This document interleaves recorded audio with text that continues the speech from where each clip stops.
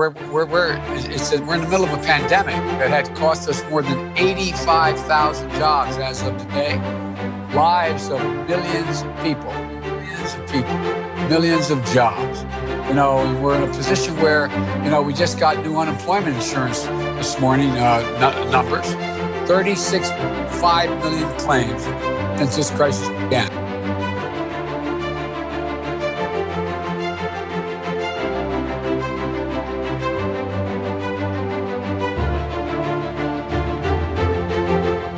Welcome to the Buff Show on the American Adversaries Radio Network. Matt Buff, your host with you. Glad you can join us in the wonderful studios of Hall Scott Magaro. Visit them on appealslawgroup.com. And of course, we're brought to you in conjunction with the American Adversaries Radio Show program. You can hear that in Central Florida on 94.9 FM and AM 950 every Sunday through Friday.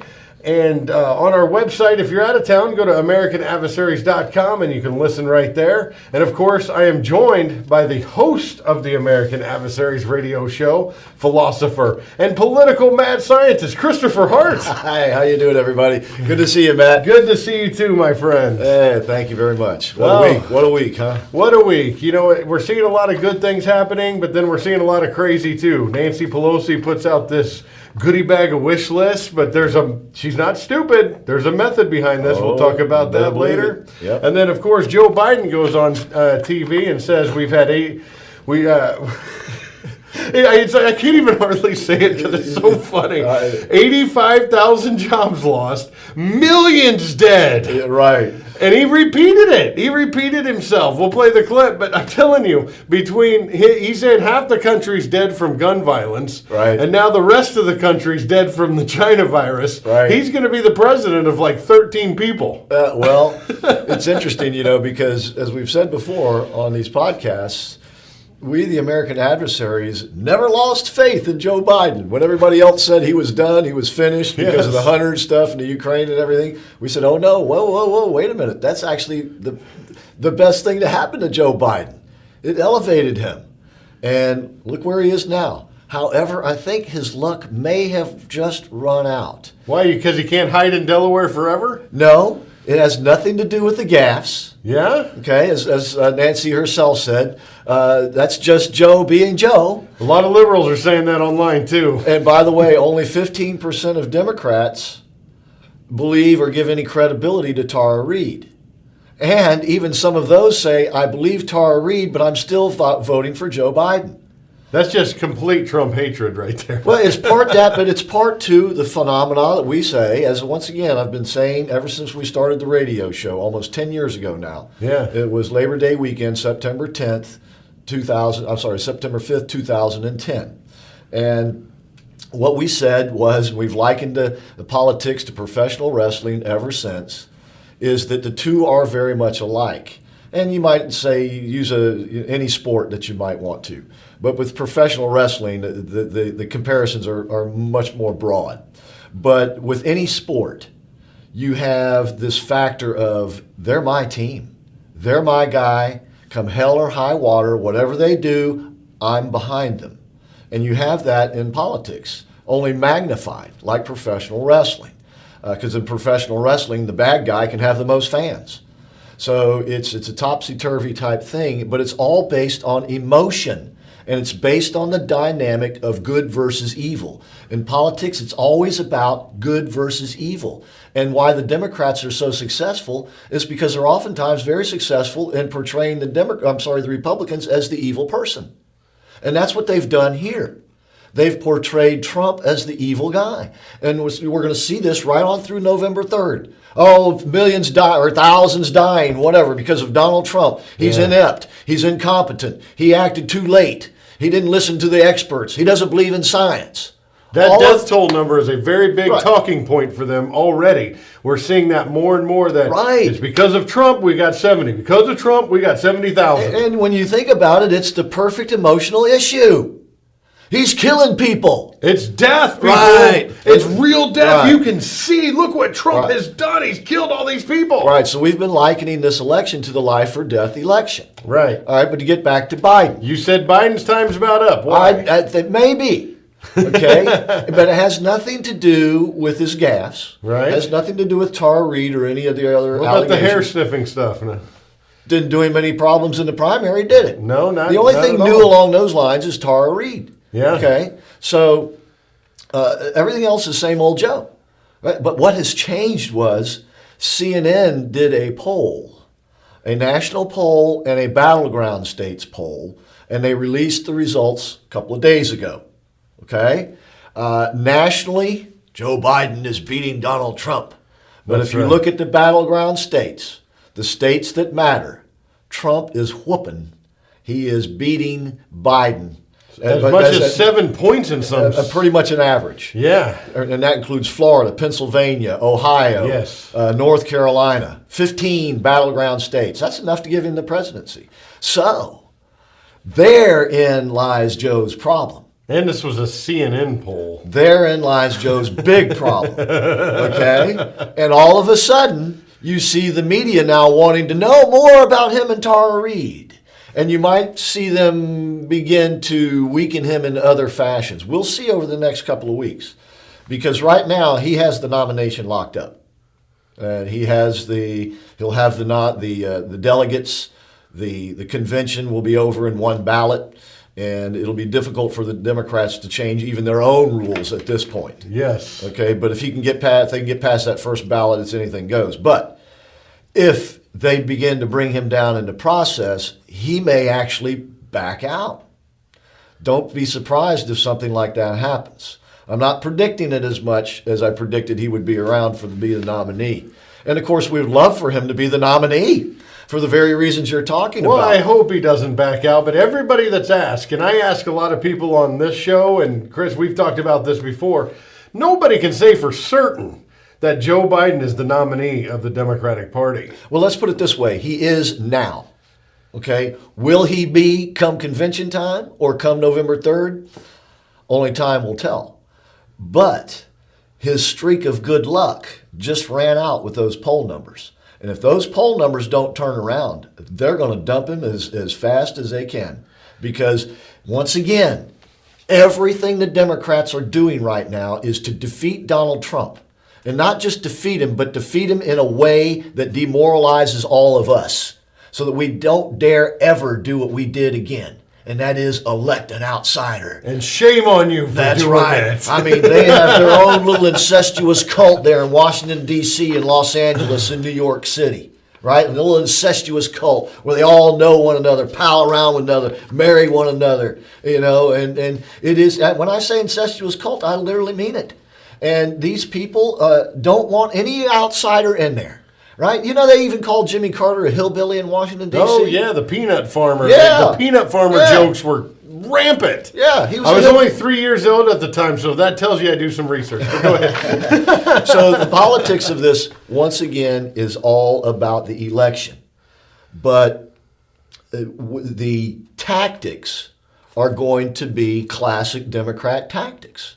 And Yes. that is vilify your opponents as much as you can and create as much chaos around the election as possible. Well, their leading candidate, when you talk about establishment, it doesn't get more establishment than Joe Biden. This is Right. his job, is Right. be a politician Right. for 50 years. Right. See, the Democrats would just soon have him as the nominee if they think they can get him across the finish line as the winner, because he's Joe. But you can't keep him in a jar. He's going to have to get out there. It depends. It depends. You know, you can see, and well, I'll tell you what, we should probably take a break. When we come back, we can talk about, once again, I want to pick up a little bit where we left off last week, talking about the cruelty versus the compassion. Because once again, this election, as much, if not more than any other we have witnessed, is Yeah. going to be emotion-based, entirely emotion-based. And if the Republicans and campaigns think that they can stand up there and tout off some great statistics and, great, rational arguments, ain't going to fly. This is going to be a total emotional election. And there's no two ways about it. No, it's not. And when you talk about polling, I've always said I don't trust polling, even if it's good news for us. But when it's good news for us on a CNN poll, I look at that and say, wow, we're winning much bigger than I even thought. But it's at always this point in the battleground states. But it's always smart in politics, and I've heard President Trump say this too. Run like you're running from behind. Always play with a chip on your shoulder, they say in sports, and you're exactly right. And don't be afraid of running up the score. And especially on Joe Biden, Yeah. because he gets really flustered if they ask him a tough one. Yeah. We're going to take a break. We'll be right back on the Buff Show.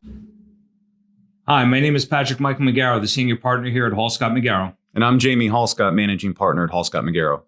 We're here to welcome you to our website. And as you can see, we're not dressed in suits and ties. We're not standing in front of a bunch of law books because that really just wouldn't be our style. No, we're just normal guys. And that's what this website's all about. For you to understand what we do, who we are, how we can help you with your appeals and post-conviction, but more importantly, to find out about us. Because at the end of the day, you're hiring an attorney based on who they are. So thank you for stopping by. Please make sure to check out the other links in our website for valuable information, informative videos, and to learn a little bit more about us, click on our profiles. Thanks for coming. Welcome back to the Buff Show on the American Adversaries Radio Network. Matt Buff here with you with Christopher Hart. Chris, we've been just tearing into this, and I like how we're not doing the usual thing. That's what we like to do on this show. It's easy to throw a bunch of Biden blunders out there. It's easy to put all the videos out there of him touching girls inappropriately and talking about legs, hair, spiders, and corn pops and whatever the hell else comes into his mind. Right. That's easy stuff. But what we're talking about here is not only his future and what he's got to deal with in these polling aspects, but how he's really going to have to show that he can handle all the incoming from his own party. Because everybody knows he's a pushover, and they're going to want a piece of the pie. Well, if he gets the incoming, and once again, these next few weeks are going to be the tell-all, I do believe. Well, I'm sorry, real quick. The incoming, I mean, is people wanting to be part of the Joe Biden team because they think they can insert a lot of influence. As a matter of fact, this past week, he issued 6 committees that he has formed. This is funny. Go ahead. 6 committees, I believe, of 6 people each that are going to come up with position platforms, platform positions, I should say, for the campaign. And one which is headed up by former Senator John Kerry, JFK, ready for duty. He's like a bad penny. He always keeps popping Turning up everywhere. He is going to head up the Climate Change Committee. Oh, good. At least it wasn't Al Gore. They have an energy committee, a health committee. So he's already putting together, and they're all establishment insiders. AOC's on that climate change committee. Indeed. So it is all, far left-wing progressive politics. This is why they'd like to have Joe as the candidate. Yes. Joe go along. Joe's go along, get along. He's great. He'll go along with anything that party wants. Here, Joe, can you sign this for me, please? Right. Sure, no problem. Yeah. Thank you, Joe. Yeah, and by the way, in some of these things, he knows just the thing to say that makes the Democrats feel good. We roll our eyes or laugh or want to throw up, but the Democrats are going, "Oh, what a guy!" Like a sweet old grandpa. Yeah, he was on Lawrence O'Donnell last night, and this is what he said. He said, "If women believe Tara Reid, then probably they shouldn't vote for him." well, duh. But the women who hear that, who are Democrats, are going to go, "Gosh, that just makes me want to vote for Joe that much more." But once again, politics is like professional wrestling. Okay, it doesn't matter what your candidate did as long as the other candidate's worse than him or her. And in their opinion, Trump is the evil of all evil. You see, and the media and the Democrats have been very effective at driving that message home amongst Democrats and some independents, but not all independents, because independents, for the most part, are independent not because they want to be, fair and even balanced. They're independent because they don't pay attention most of the time. Right. And when they do pay attention, that's usually when it gets close to an election. Yes. Or when things are big and monumental events like what's going on right now. And by the way, Trump is polling very well, not only in that CNN Battleground States poll, but also in approval polls. Right, like Rasmussen, I think, had his highest numbers to date. Yeah, same with Gallup. Too. You've seen same thing during this pandemic, dim panic. Plandemic? Same thing in Democrat polling places. You know, they're not as high as maybe Rasmussen, but they're showing him at levels that they would not expect. A little furthermore proof of that, when you look at 2 House seats that were flipped, what kind of stock do you put in those? Because when they did open in California, when they opened the in-person ballot places, they put them in heavily Democratic areas of the district. Yeah, which makes Mike Garcia's victory, the Republican, even that more monumental. Yes. Now, that's California District 25, Los Angeles area, Los Angeles County. And this was a Republican-held seat from 93 to 2018 when Katie Hill, the swinger, flipped it as part of a number of seats were flipped in California, which turned the House over to the Democrats and Nancy Pelosi. So that flipped back. Now, having said that, though, that's the first time a Republican has beaten a Democrat in a House seat in California since 1998. Wow, that's over 20 years ago. And that's amazing. I think part of the reason is this pandemic and the actions that Gavin Newsom and the mayor of Los Angeles have been taking have been draconian. They've been, dictators. They've been their little, tin pot dictators. And also, though, on a larger scale, the difference with Donald Trump is you're not your average Republican. Okay? No. We made that abundantly clear. He does not sit back and take lightly being vilified. So he flips it onto them. And this week in an interview with Maria Bartiromo on Fox News, he told her, he said, look, the Democrats are willing to do anything, even destroy this country to beat me. And he's absolutely right. Then he went on to say, and that destroying the country involves death. So he's even willing to go as far as the Democrats and say, you want to lay these deaths on my doorstep? Oh, hell no. They're your fault. They're your fault, Andrew Cuomo, for sending COVID-19 patients to nursing homes, you idiot. That's what you call killing people. 5,000 nursing home deaths just in the city area. And a lot of it has to do with that situation right there. That is real deaths on your hands for incompetent moving of people to a place to another. That's literal deaths on your heads by executive order. You see, the difference now, though, is before you would have radio show hosts and maybe a few TV show hosts who would say that. But you wouldn't have the President of the United States say it, even though it was being said about him. Look at what George W. Bush said when they said he was a racist, killing people in Louisiana and New Orleans because of Katrina. Bush lied, people died. And that was the headline Iraq. every week. That was Iraq. That was Iraq, yes. Yeah, but then the Katrina, and what did he do? He sat back. Remember, my position as president is too elevated. I cannot respond to such attacks. And, well, they whipped his butt. Kanye West went on in a show for Katrina and said, George Bush doesn't like black people. Yeah. You know what George Bush said? Yes, I do. Come on, man.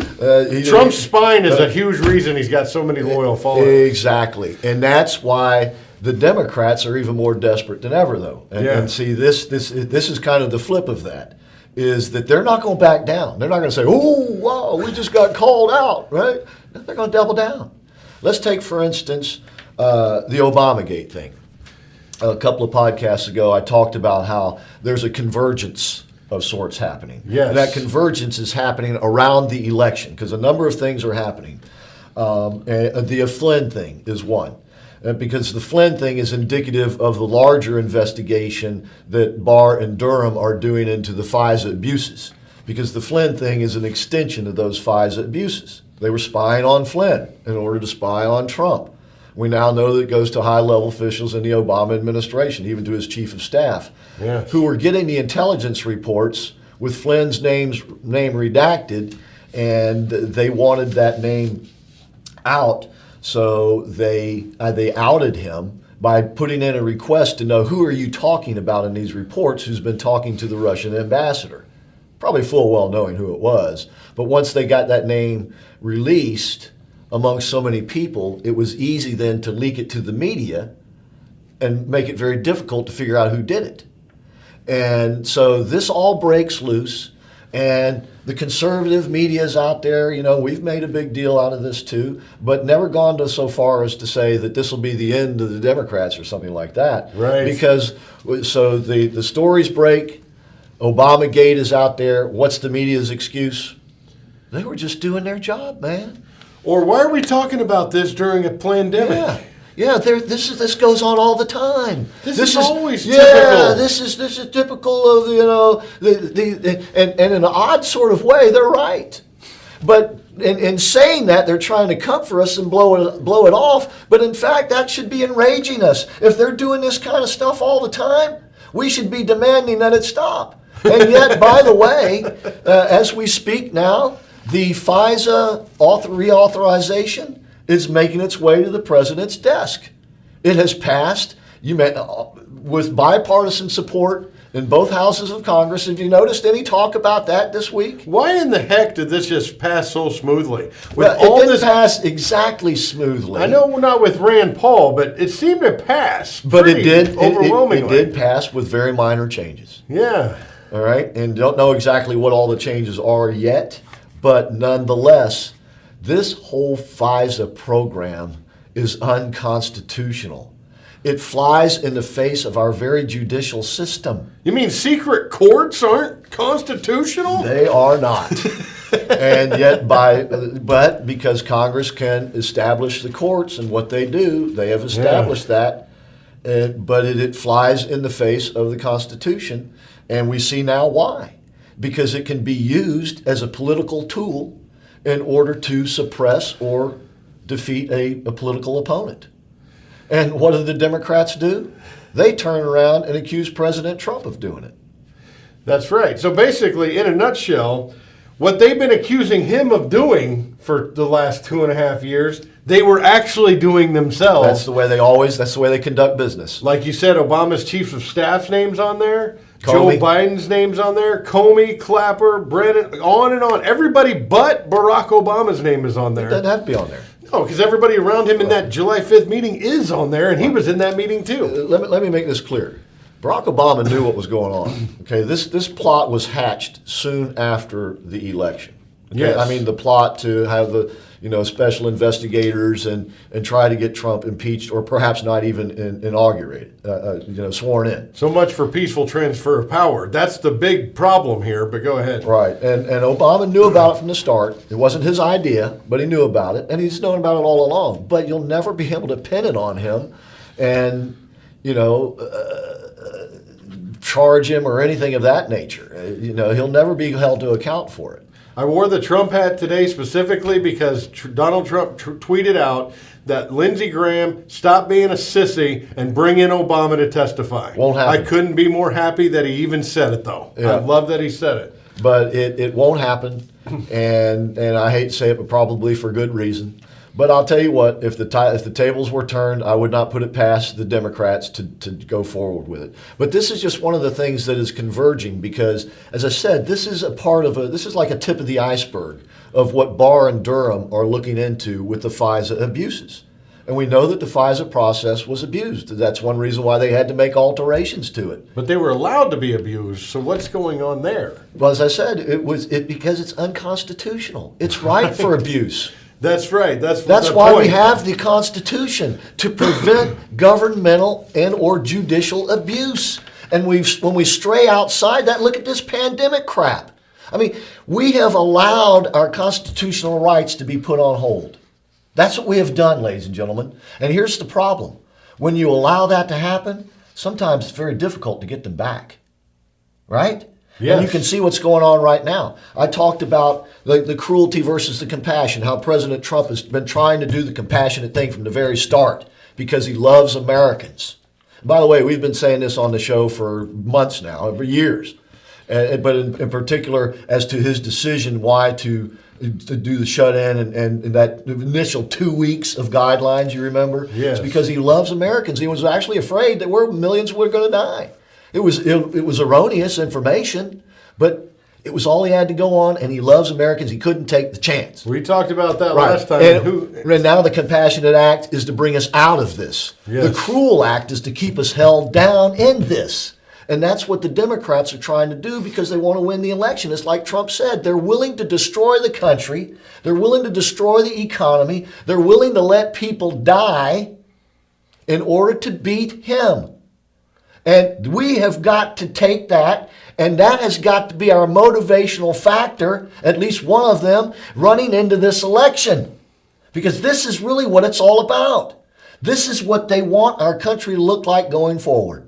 A destroyed socialistic, dependency of a population on a government that the Constitution will no longer be worth anything other than nostalgia. But the Democrats have a problem because their constituents are listening to what they're saying about staying home, and it's costing them landslide elections. That's why Nancy Pelosi put in a whole bunch of money for mail-in ballots because they want them staying home and voting. Well, but if the vote from home is not in there, it's not a widely used thing. Those Democrats that are listening to the people spreading fear, they're not going to go out and vote. Well, that money did not go through. And she no, obviously it's not still going wants through. It. By the way, that's part of her $3 trillion package. That's what I'm talking about. That's why she put a big chunk for mail-in voting into this new package that's dead on arrival. Look, she must have read the art of the deal,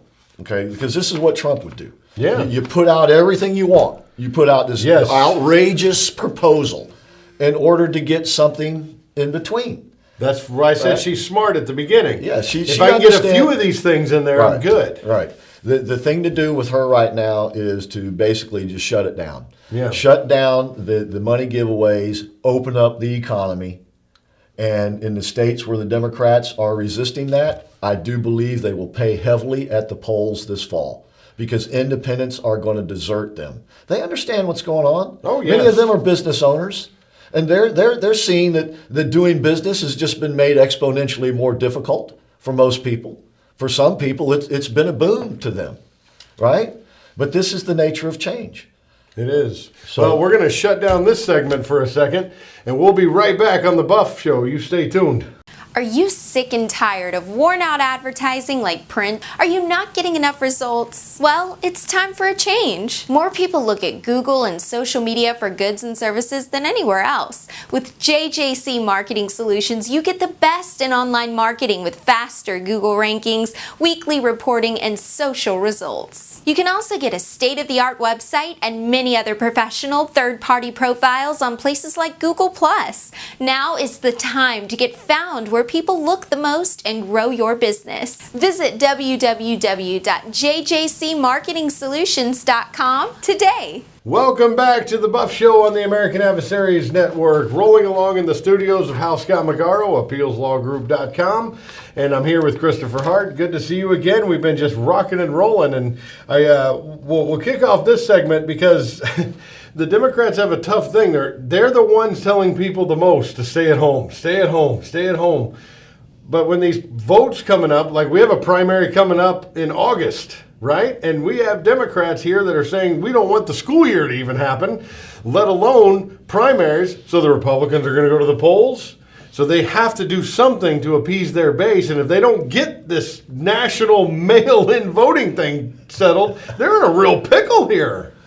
Well, let's just put it this way. The Democrats, when it comes to politics, are very resourceful. Yes. Okay? They'll figure out how to deal with it. Yeah. Because their whole intent, once again, is to build the emotion to a crescendo, right?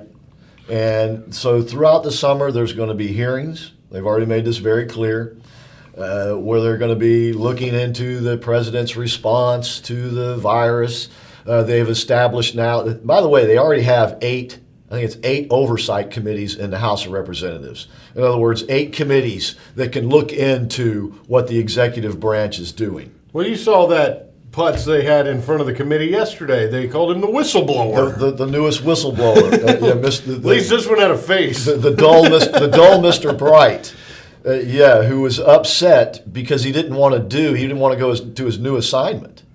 He was being reassigned to the NIH, the National Institute of Health. So you're saying he threw a fit? Yeah, he had a little hissy fit. He got all mad and stuff because he was in a position probably where he had access to things that he wouldn't have access to at the NIH, I would presume. Okay? So, and plus he can go out now and try to make Trump look bad. And so that's just a prelude, the more it's going to come. You remember the hearings for the impeachment and stuff. And by the way, it looks like Ambassador Yovanovitch lied on several occasions during that hearing. But she's a great woman after all, isn't she? Yes, and she's on our side, so there will be no follow-up to her lying in front of Congress, which is not a crime if you're a Democrat. All of these people in Washington, D.C. are part of the same incestuous cult. Yes, they are. And they see themselves as apart from us, right? And Trump's one of us. And they don't like us. They hold us in disdain. They're arrogant. And they think their shit doesn't stink. We had a segment a couple of weeks ago where we said we did a whole segment on that. They hate us more than they hate Trump. Right. Because they hate his supporters more. Right. Yeah, because we elected him. We didn't vote for their gal. We didn't buy into their crap. Right. And we're not doing it now. And every day that we continue to support Trump, they hate us that much more. Whitmer is driving her crazy in Michigan. Right. It's like, if it's a cold day, you can find a warm pile of crap to sleep in. You might lay down and sleep in it, right? And that's where the Democrats are. You see, they look at the world and they think it's an awful world.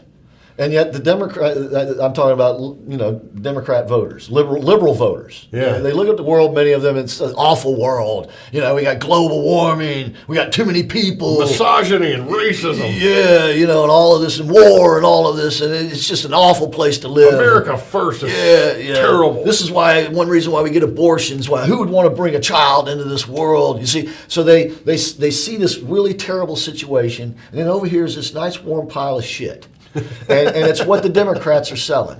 And they go over and they lay down in it. And it feels good. To the cold world that they see, it smells bad. But it's better than being out in that cold world. And that's why somebody can say, I believe Tara Reid about Joe Biden, but I'm still going to vote for Joe Biden. Right? That's what I'm talking about. But that's politics, you see. And so that's why I say the Democrats are very resourceful. They will find a way to get the ballots in the box. That's never seemed to be a problem with them. And you're going to have local municipalities as well as, I'm talking about the voting precincts.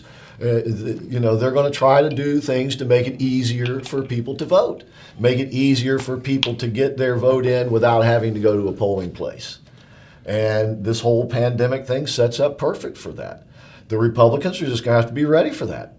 Now, we're going to have to fight that. Well, yeah, and the RNC understands that. Ronna Romney McDaniel. You said Ronald McDonald, I thought. No, not her. Ronna McDaniel. Ronna McDaniel. She has hired lawyers all over across the country. Good. They're going to need them. They're already in active duty. But once again, I want to look back at that election in California. The Wisconsin one was a big one too, but they held on to that seat. That was a Republican hold. But yes, Wisconsin's still an important state. And it was a new guy, Tiffany. Right. So, but the one in California, because that's where I believe the Democrats could be making, and I hope I'm not telling them something that they're going to use, I think they're making a big mistake here. Because, and I don't mean necessarily their attacks on Donald Trump. I mean, that's standard politics, maybe nastier than usual, but that's right out of their playbook. Standard, though. That's their playbook. Yep. Okay. But what I'm talking about is what Democrat governors and Democrat mayors are doing around the country. Because you're talking about people's freedom. And we're still Americans at the end of the day, right? And although many Americans have reacted to this out of fear, most have reacted out of a sense of compassion, just like the president. They didn't want to be responsible. You don't want to be responsible for somebody dying of COVID-19. So we said, okay, we'll stay home for a while, right? But for a little while. Yeah, but it's not. But it's because we don't want people dying around. This has not been. I guarantee you, most people who stayed home weren't staying home because they were afraid of their own life. They were staying home because they were afraid of, perhaps being part of a chain of infecting somebody else. Well, there was a scenario of hospitals being overrun, So And you had the fake news showing the fake pictures on TV. Yeah, you and I were sitting here going, why are they showing pictures from another country? There was definitely a fear factor. Yeah. But I believe as you see the country opening up and you see places of businesses, hairstylists and barbers, and Wisconsin, you had the state Supreme Court yesterday strike down the stay-at-home order by the governor, and he basically freed up the whole state, and the bars were packed. Yeah, they showed great pictures of all that. So why aren't they doing that in Michigan? It just depends on who's leading that state legislature. Exactly, and they're not doing it here in Florida either. Once again, it's the fear factor.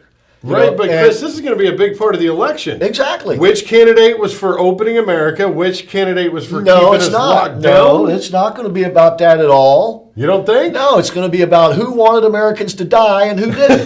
That's the other way to look at it. Yeah, no, that's what it's going to be all about. I was using the common sense approach. Right, you got to forget that. Okay, in politics, you pretty much got to throw common sense out the window, or it's going to drive you nuts.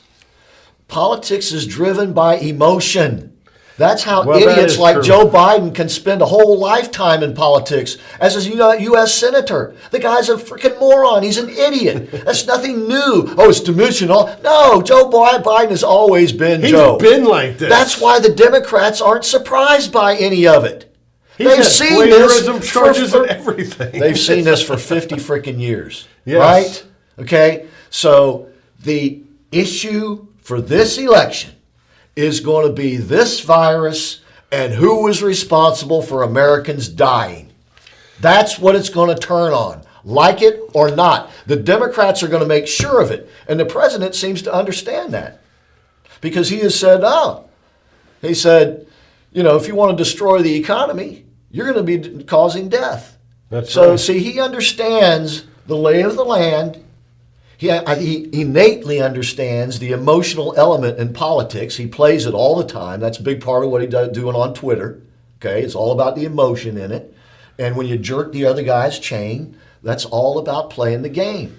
So he plays it very well. He understands the stakes, and thank God he does. Because any typical Republican, if they had ever gotten this far, would be trounced in this election. Well, the left and the media and the Democrats a couple weeks ago were looking at Florida and Georgia. They were in the crosshairs, our state and Georgia, for crying out loud. And they said, oh my God, these openings, it could cause mass death and destruction of lives. Yet the death toll in Florida, Georgia are going down. And you know it's true because they're watching it very closely. Well, in fact, just this morning, and this is Friday the 15th, right? Yeah, Friday the 15th, May the 15th, Mayor de Blasio of New York declared it a perfect day because you had declining deaths, you had declining positive test results, you had declining hospitalizations. All right. All right, a triple winner. Here's the thing, though. And then he went on to say, we're making headway. The shut-ins are working. Shut-ins ain't working. What's going on is the natural progression of this type of disease. It's dying out with the spring. It's dying out with the hot weather. And it'll decline, won't go away, it'll decline, and then in the fall, it's likely to rise again. Like viruses do. Just like they do, which is going to work perfect for the Democrats because what are they going to do? We told you! We should have kept the country shut down! How can he open the country? You see, he wants Americans to die. You see what I'm talking about? That's how it's going to play out. Remember, you heard it here on May the 15th. Yeah. That in this fall, all you need is a handful of new cases, and it's going to be the same wall-to-wall news. Oh, here we go again, the second wave. Mr. Fauci, what did we do wrong, Mr. Fauci? Lord Fauci, please help us, Lord Fauci. Yeah, and once again, the numbers are arbitrary that they're coming up with these models and things. And by the way, even Deborah Birx this week admitted that she doesn't trust the numbers from the CDC in terms of either the case numbers or the death with COVID-19. The numbers are all bullshit. I think that's been well established. Well, I think it has. However, it doesn't seem to matter, right? Well, the Democrats are going to package up that death toll, and they're going to wear that on their badge of honor for election season. Right. Look at what Trump did, this death toll. Now you're getting it. You see, because that is the ultimate emotional issue. And politics is driven by emotion. If I can teach you folks anything, the political mad scientist here, is that politics is all emotion. Because it's like any huge decision in your life. Emotion drives it. When you buy a house, emotion's driving that. Yeah. Right? Love the kitchen. When you buy a car, generally speaking, emotion is Love the interior. When you choose a woman or a man or whatever. Love the interior. Right. It's all emotion, baby. So when politics, gets you down or frustrates you, just remember it's all about the emotion. And whoever can control the emotional argument is going to have the edge. In 2016, Trump controlled the emotional argument. And he did it with a positive message. Make America great again. Yeah. And now keep America great. But got to be set aside while we do Make America Great Again. I need to bust out the Make America Great Again hat because it's time for that. If we go into November, like we're probably going to with a strong, robust economy, I took over a bad situation, made it great. I got impeached, made it still great. The virus wiped out our economy, made it great again. Yeah. Well, what are you going to say? I hate to bust more common sense, but what are you going to say? I hate to bust your bubble, but there's not going to be a strong economy in the fall. Okay, Yeah. It'll be much better than it is now. It's going to be nowhere near what we had at the beginning of this year. No, but when I say part strong, of the reason why is the cruelty that we see coming from the left. And you see it in this bill, you see it in what governors and mayors are doing around the country. They want to prolong the pain. So what we're going to be doing here over these next few months, at least till the election, it'll be tantamount to driving your car while you're both pressing on the accelerator and the brake at the same time. Trump's mashing on the accelerator. Republican governors mashing on the accelerator. Small businesses are trying to mash on the accelerator. And you got the left jamming down the brakes. Yeah. Because as Trump put it so accurately, they are willing to destroy this country in order to defeat him and us. Well, absolutely.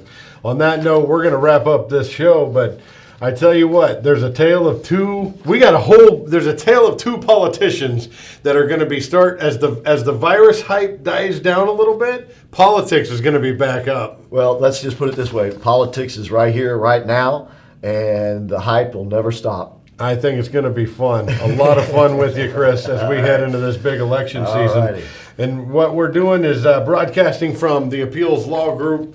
And, there's a lot of information about legal things happening and people getting arrested for really weird things. And if you need an appeal here in Florida, appealslawgroup.com is the answer.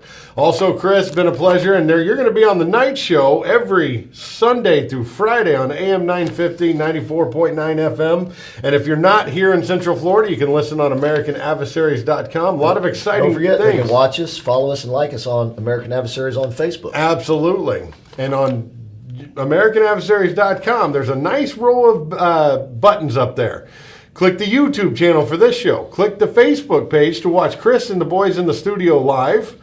And then there's our Twitter. Everything's on there right there for you. And then you can even hit play on that show introduction and listen to that cool introduction Chris made on AmericanAdversaries.com. Actually, Nick Cicero came up with that intro. Good man, Nick Cicero. He sure is. And don't forget on the Facebook page, too, really cool announcement about that. Approaching 17,000 followers. We're very excited about that. Should be over that by today, I think. By the time you're watching this episode, it'll be more than 17,000.